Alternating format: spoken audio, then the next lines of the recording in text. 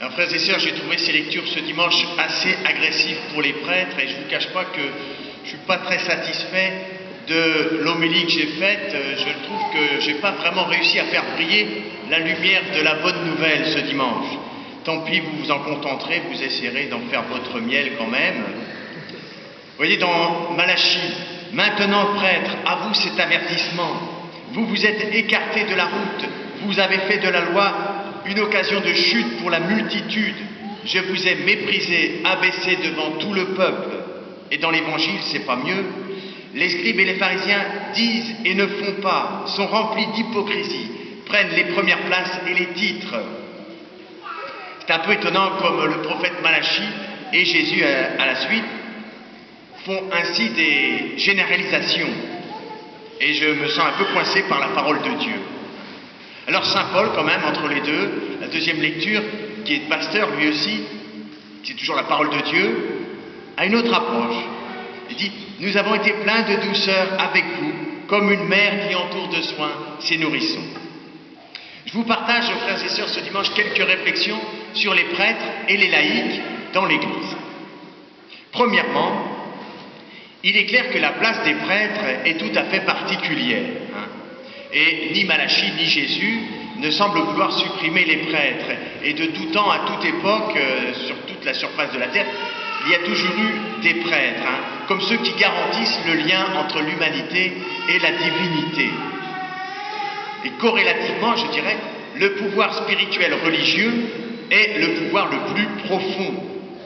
On peut regarder un petit peu dans l'histoire, je me disais, même Staline, malgré les millions de morts qu'il a fait, n'a pas réussi à arracher du cœur des Russes la vie spirituelle. Ou encore, aucun dictateur chinois, depuis Mao, n'a osé inviter le pape. Et pour cause, si on regarde l'histoire, partout où le pape Jean-Paul II, par exemple, est passé, au cours de ses centaines de voyages, ou dizaines de voyages, les dictatures sont tombées, sauf à Cuba. Autrement dit, le pouvoir spirituel du pape est considérable et particulièrement corrosif pour les dictatures, bien sûr. Alors quand ce pouvoir se pervertit, évidemment, frères et sœurs, c'est la catastrophe. Comme disaient nos anciens, corruptio optimi pessima. La corruption du meilleur donne le pire.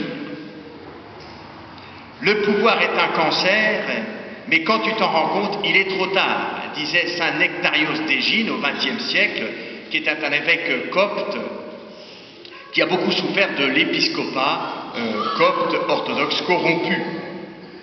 Reste à savoir, frères et sœurs, comment on va gérer ce pouvoir donné aux prêtres. Alors c'est ma seconde réflexion. Je vous partage un échange que j'ai eu avec ma sœur, justement, à la Toussaint dernière. Elle et son mari sont très proches d'une communauté nouvelle. Et ma sœur, qui n'est pas bête de me partager, dans notre communauté, on dit, c'est bien, les prêtres font la vaisselle comme tout le monde. C'est pas les prêtres qui commandent.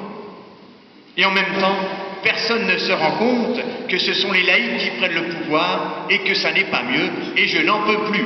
Voilà ce que disait ma sœur.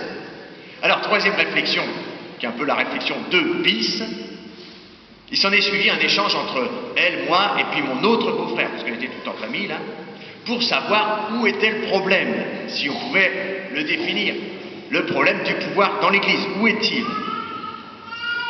Alors mon beau-frère, il insistait pour dire qu'il faut changer la structure de l'Église pour aider à une meilleure gouvernance. Autrement dit, par exemple, que les évêques ne soient pas seuls à décider, que les prêtres, pareillement, ne soient pas seuls, qu'ils aient des conseils un petit peu plus étoffés, etc. Et ma sœur de soutenir que le problème, il est dans le cœur de l'homme et de la femme, et pas seulement dans le cœur des prêtres. Remplacer les prêtres par des laïcs déplacera le problème du cléricalisme au laïcalisme. C'est peut-être un néologisme, supportons. Ça ne changera pas grand-chose. Alors, qui a raison? Qui a raison? Quatrième réflexion. J'attire votre attention, frères et sœurs, sur ce verset de l'Évangile de Jésus. Jésus qui dit « Ne donnez à personne sur terre le nom de Père, car vous n'avez qu'un seul Père, celui qui est aux cieux. » Alors je ne crois pas que Jésus nous dise s'il faut dire Père Augustin ou pas Père Augustin. ou si on peut dire mon père s'appelle Jean, ou si on ne peut pas dire notre père s'appelle un tel. Non. Jésus nous met en garde, je pense, contre ce que je dirais la gouroutisation. J'ai un nouveau mot, ça encore. Ne gouroutisez personne, dirait Jésus. Pourquoi avons-nous toujours besoin d'avoir des gourous? Des gens qui pensent à notre place, des gens à qui on abandonne notre jugement. Nous avons été échaudés douloureusement ces dernières années, des gens, et des prêtres en particulier, à qui nous faisions confiance, et qui étaient en fait de parfaits et dangereux manipulateurs tout à fait pervers. Un jour, une personne me demande de prier pour elle. Alors je lui réponds, ok, je prie pour vous, et vous priez pour moi. Et elle me dit, ah mais vous n'en avez pas besoin. C'est ignorer gravement toutes les dérives auxquelles peuvent succomber les prêtres en particulier. Alors je lui ai répondu, pour être clair, une personne que je connaissais un peu quand même, mais il y a des prêtres pédophiles. C'était il y a plus de 10 ans. On commençait à parler de la pédophilie dans l'Église, mais c'est difficile d'ouvrir les yeux. Il faut toute une éducation d'une certaine manière. Mais on ne peut pas reprocher aux prêtres d'être des gourous si en même temps on leur demande d'être des gourous, bien sûr. Alors pour illustrer, frères et sœurs, la délicatesse du rapport entre les prêtres et les laïcs dans l'Église, voici 2 petites histoires. J'espère que je ne vous les ai pas déjà racontées, sinon peut-être vous allez vous en souvenir. Mais enfin voilà.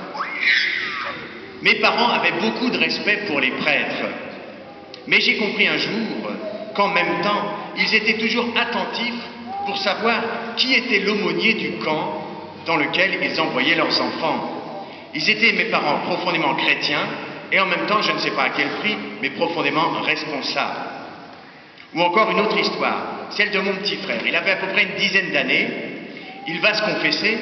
Alors c'est lui qui nous a raconté, donc il n'y a pas de secret de confession qui soit trahi, ne vous inquiétez pas. Il va se confesser et il s'accuse de ne pas être allé à la messe le mercredi. Il avait préféré jouer à l'ordinateur. Alors il revient à la maison et dit à maman, l'air un petit peu dubitatif.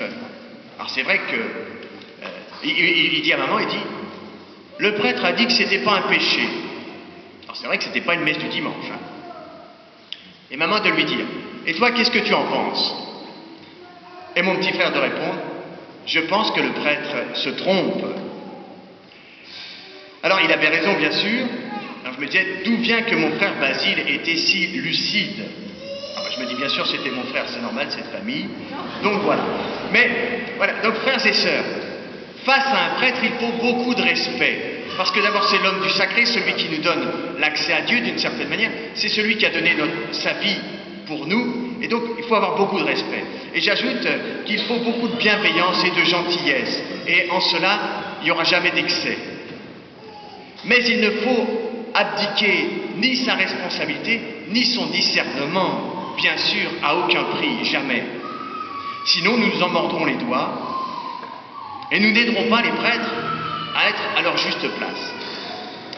Voilà, je suis peut-être passé un petit peu à côté des lectures de ce dimanche qui me laissent un petit coup amer, j'en suis navré, j'aurais voulu les exposer plus lumineusement. Je me suis arrêté sur ces versets qui m'ont bloqué un peu. Mais je vous propose de conclure ainsi. Le prêtre et la communauté marchent ensemble. Vous voyez, Saint Paul, le merveilleux Saint Paul, il aime profondément sa communauté, je répète, comme une mère qui entoure de soins ses nourrissons. Et nous savons que ces communautés l'aimaient profondément. Dans la lettre aux Éphésiens, quand Saint Paul doit quitter Éphèse, il est dit « et tout le monde pleurait », parce qu'il savait qu'il ne reverrait plus son visage. Frères et sœurs, que le Seigneur nous donne de bons pasteurs pour avoir de bonnes communautés, et qu'il nous donne de bonnes communautés pour avoir de bons pasteurs. Amen.